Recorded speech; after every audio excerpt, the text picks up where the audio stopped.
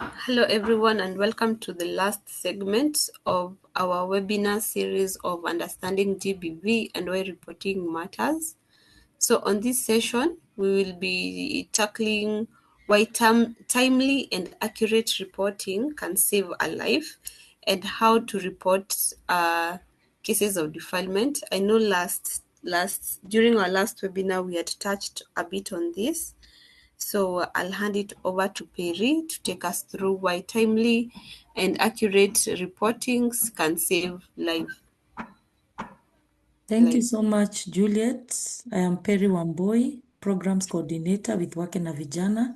I welcome you all, and I want to go directly to why timely and accurate reporting saves lives, and how to report in case of defilement. So I want to start with that word defilement. I want to make our audience know what exactly defilement is, because you might find someone who will hear this and does not understand the meaning of the word defilement. So defilement is when an adult or any person has sexual activity with a child who is below the age of consent. It is simply sexual abuse of a minor child. And this happens whether the child agrees or not, because the law says that children cannot give consent. Someone would ask, why is it treated seriously? Because it causes physical harm, emotional trauma, and long-term psychological effects. And it also violates a child's right, safety, and dignity. So defilement, also I can add something on it. It includes any form of sexual contact.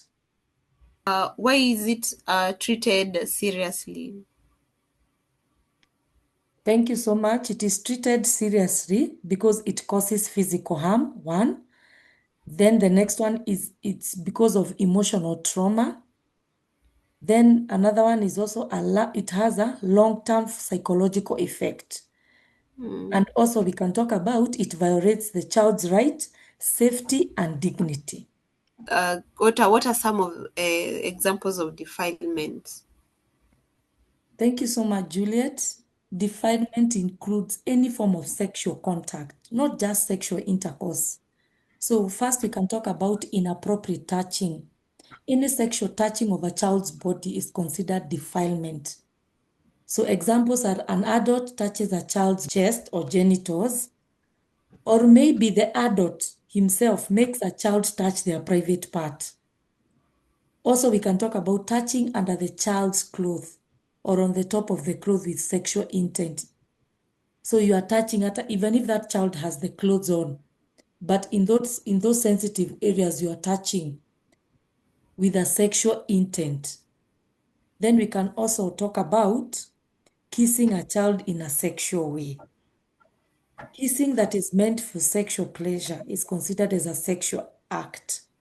For example, we can talk about an adult kissing a child's mouth in a romantic or sexual manner, or even forcing a child to kiss them. Another one we can also talk about make a child perform a sexual act. Any act where the child is forced, tricked, or encouraged to participate in a sexual behavior. Another one we can also talk about exposure to sexual content. Involving a child in sexual activities without physical contact, it is still sexual abuse. For example, showing pornography to a child, exposing one's private part to a child, making a child watch sexual act. All this exposure is not also allowed. We can also talk about sexual communication using words. We should be very careful with our words, messages, or conversation to involve a child in sexual behavior.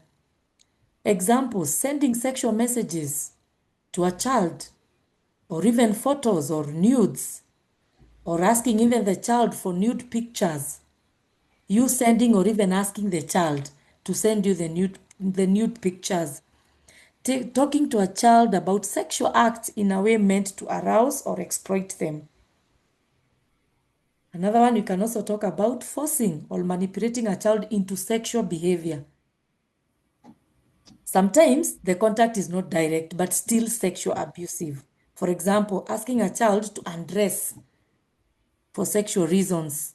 Not that because you want to wash them or to clean them or maybe to fit some clothes on them, but you are asking a child to undress for a sexual reason. Another one is taking sexualized pictures of a child. Also making a child pose or act in sexually suggestive way. So any sexual behavior involving a child with or without touching is defilement. And as we all know, a child cannot consent, and the law is designed to protect them from all forms of sexual exploitation, not only intercourse. Thank you so much, Juliet. Yes, I like the emphasis of any sexual behavior involving a child with or without touch is defilement. The thing is sexual behavior. And then how can we report a case of defilement? I know we had touched on this during our last webinar, but when in terms of children, how can we report a case of defilement? Thank you so much. Thank you so much, because right now I know everyone has understood what defilement it is. So now we can go. How do we report a case of a defilement? One, ensure the child's safety first. So the first thing is you move the child to a safe place away from the abuser. We also talked about do not wash or change the child's clothes if the incident happened recently. You remember we even talked about in our last webinar, we even talked about how to handle those and even the right places to put them. So then the next one we talk about report immediately to authorities. You can report to the nearest police station or child protection unit or a trusted health facility or even the child helpline, the ones we talked about in the last webinar. You can also talk to a teacher or a local reader or a social worker. The other one is seek medical care. Take the child to a hospital for examination and report. Medical personnel and the medical personnel must document the injuries and provide the emergency care to that child. And documentation is very important because that's when now we start now taking the case to the next level. Give clear and honest information. Share what you know, who, what, when, and where. Do not guess or add information you are unsure of. So avoid blaming or pressuring the child also. Stay calm and supportive to the child. Reassure the child that it is not their fault. So don't blame the child for whatever reason it might be. Another one is follow up. Stay in touch with the authorities to track the case. Ensure the child continues to receive counseling and support. So those are the few that I can talk about when we want to report a case of defilement. Maybe you can tell us, Peri, why is it important for us to have timely and accurate reporting? It is very important. Thank you so much, Juliet. It's very important to have timely and accurate reporting because one, it prevents further harm. So reporting quickly stops the abuser from harming the child again. It protects even other children who may also be at risk. We have seen this. We even in our country, Kenya, we have seen this. So it will prevent not only the child who has been defiled, even the other child that may be at risk. Number two, it helps the child to get medical care. Early reporting allows the child to get urgent medical attention. This can prevent infections, pregnancy, and long-term health problems. Another one, why it's timely, supports emotional and psychological healing. When a case is reported early, the child receives counseling sooner. So this reduces trauma and helps them to recover. Also, it increases the chances of justice. Fresh evidence is stronger and easier for authorities to use.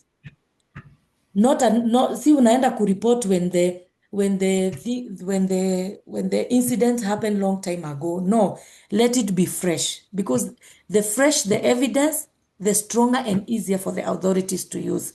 So witnesses even remember clearly.